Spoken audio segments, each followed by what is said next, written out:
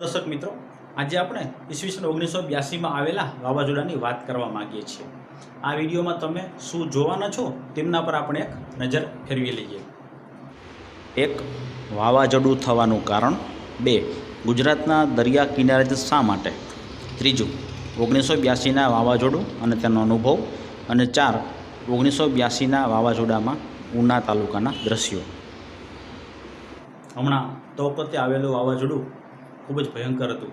તેમણે 1982માં આવેલા વાવાઝોડાની યાદ અપાવી દીધી। આપણે ગુજરાતના દરિયાકાંઠે ઘણા બધા જિલ્લાઓમાં તેમનો અનુભવ થયેલો હતો। તો આ તે 1982ના વાવાઝોડાની થોડી યાદ તાજી કરી લઈએ।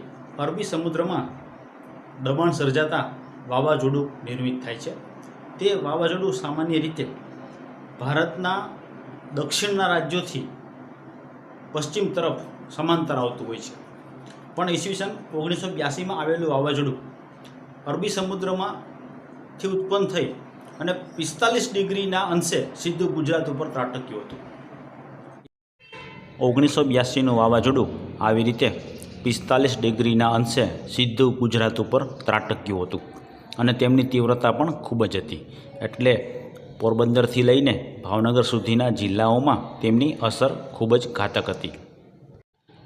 આ વાવાઝોડામાં ગુજરાતના દરિયાકાંઠે 4 થી 5 દિવસ સુધી તેમની અસર દેખાતી હતી। એ વખતે તો ટેકનોલોજી પણ બહુ હતી નહીં। એ સમયે ગુજરાતના અંદાજિત 50,000 ચોરસ કિલોમીટરમાં તેમની અસર વર્તાઈ હતી। પોરબંદરથી લઈને આમ ભાવનગર સુધીના જિલ્લાઓમાં ખૂબ જ ભયંકર વાવાઝોડું અને પૂર આવેલું હતું। તેમાં કેટલાય લોકોના મૃત્યુ પણ થયા હતા। તો ચાલો આજે જે થોડીક તસવીરો આપણને મળી છે તે જોઈ અને તેમનું અંદાજ આપણે લગાવીએ કે તે વખતનું વાવાઝોડું કેટલું ભયંકર હશે। અનેક જગ્યાએ વૃક્ષો પડી ગયા હતા, કાચા મકાનો પણ જમીનદોસ્ત થઈ ગયા હતા અને તે વખતની જાનમાલની હાનિ પણ ખૂબ જ થઈ હતી તેવું જાણવા મળે છે। જૂનાગઢ જિલ્લામાં પણ તેમની અસર ખૂબ જ હતી। આજે હું તમને 1982ના વાવાઝોડાની એક હકીકત કહેવા માગું છું કે જે મેં પોતે પણ અનુભવેલી છે।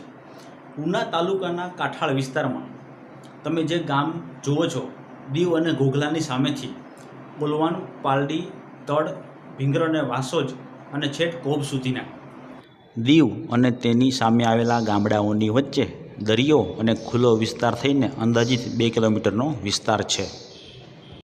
તે દરિયાકાંઠામાં દીવ અને ઘોઘલામાં જે બોટ લાંગરેલી હતી, દોરડાથી બાંધેલી હતી, તે વર્તમાન સમયમાં પણ તમે દીવના પુલ પાસેથી આવા દ્રશ્યો જોઈ શકો છો। એ તમામ બોટ ત્યાંથી પલટાઈને છેટ ઓલવાણ, વાસોજ, પાલડી, તડ જેવા ગામના પાદરમાં આવી ગયેલી હતી। આ દ્રશ્ય આપણે ઓલવાણ અને પાલડી ગામના બસ સ્ટેશન પાસેથી લીધેલું છે। તેમાં સામે દીવ ઘોઘલાનો વિસ્તાર દેખાય છે, દીવનો પુલ પણ દેખાય છે।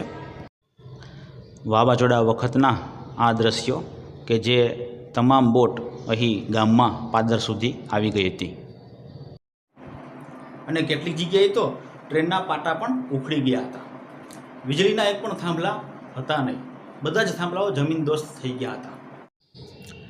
અનેક જગ્યાએ વીજળીના થાંભલાઓ અને ઘટાદાર વૃક્ષો જમીનદોસ્ત થઈ ગયા। ઈસવીસન 1982માં 5 નવેમ્બરથી 9 નવેમ્બર સુધી 4 દિવસ સુધી દરિયાકાંઠાના વિસ્તારોમાં આ વાવાઝોડાનો અનુભવ થયો હતો અને કેટલાય લોકોના જીવ તાળવે ચોંટી ગયા હતા। આવી ભયંકર પરિસ્થિતિમાં લોકોએ જે સમય પસાર કર્યો છે તેમની તો કલ્પના પણ બહાર છે। દર્શક મિત્રો, 1982ના વાવાઝોડામાં અમારા પરિવારે વિતાવેલું ઘર આજે પણ તેમની યાદ અપાવે છે। મને પણ બાળપણના થોડાક સ્મરણો યાદ છે। જ્યારે ઉંમર 5 વર્ષની હશે તે ભયંકર વાવાઝોડું અને એક પછી એક નળિયાઓ ઉડતા હોય અને એ વખતના લોકોની સ્થિતિનો અંદાજ તમને આવી નહીં શકે, પણ 2021માં આવેલા તૌકતે વાવાઝોડાએ ફરી એક વખત લોકોને 1982ની યાદ તાજી કરાવી દીધી છે।